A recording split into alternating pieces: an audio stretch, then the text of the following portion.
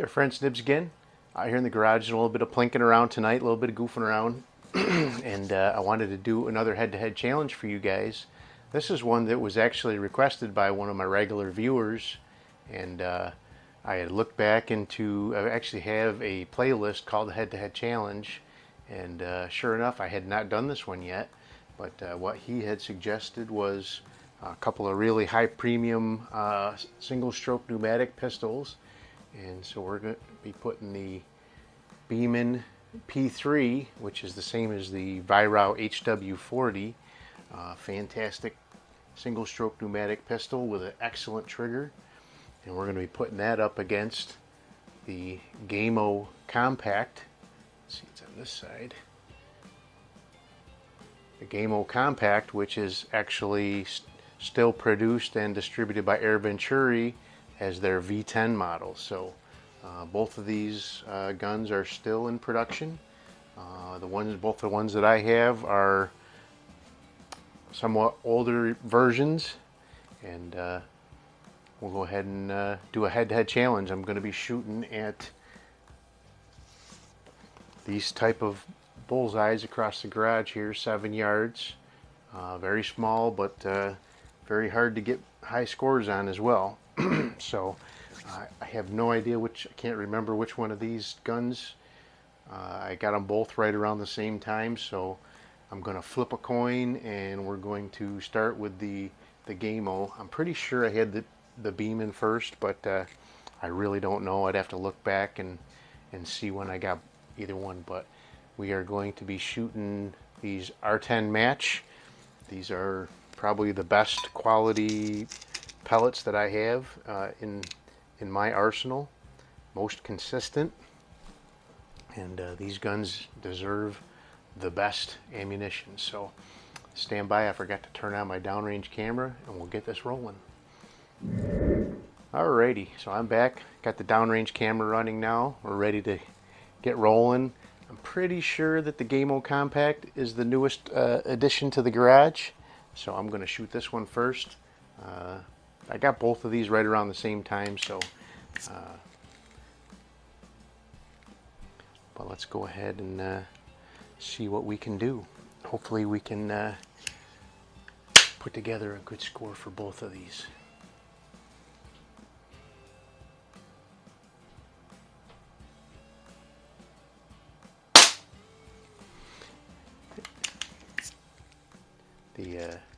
The Beeman P3 definitely has the advantage as far as trigger goes.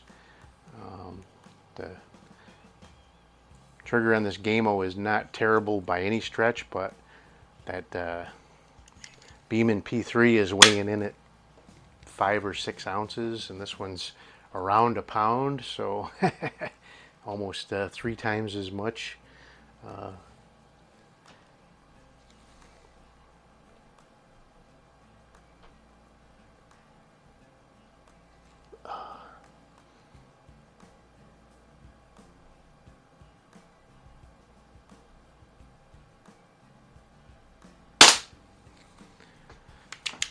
My eyes get, if I'll try to hold on these sights too long, my eyes start to actually get all cross-eyed and blurry.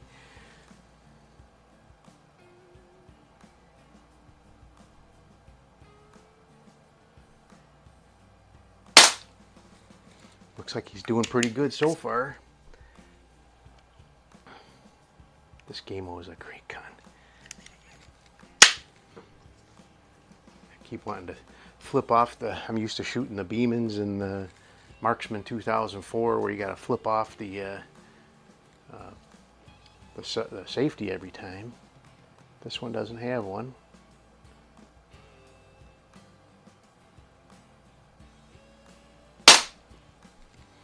Does I don't know, does the Air Venturi V10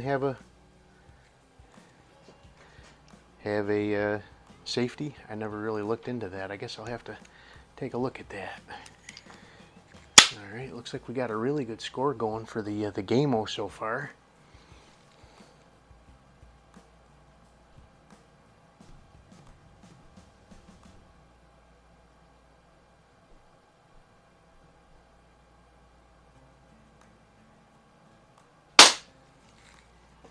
was able to keep them all in the black. That's definitely plan A. There's 4 for the Beeman, or 5 for the Beeman, I mean. Just make sure, check these skirts. These R-10s are fabulous BBs, or pellets, but they still can have dented skirts and throw off things. So let's go ahead and see what we can do.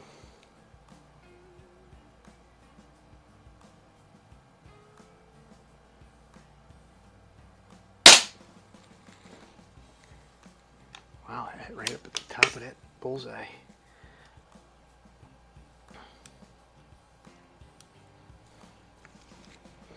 Honestly, I like those. I like the sights on the Gamo a lot better. I really don't like these fiber optic sights on this.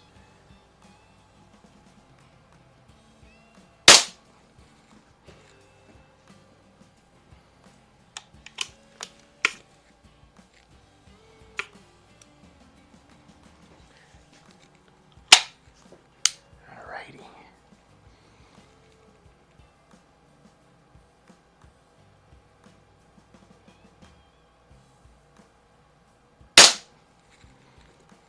Boy, it's going to be tough to score. Oop.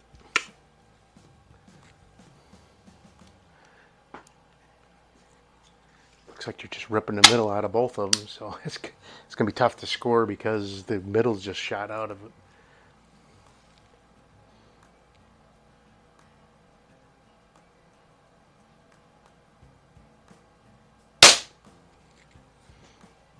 Looking good. One more to go. That is going to be a close score.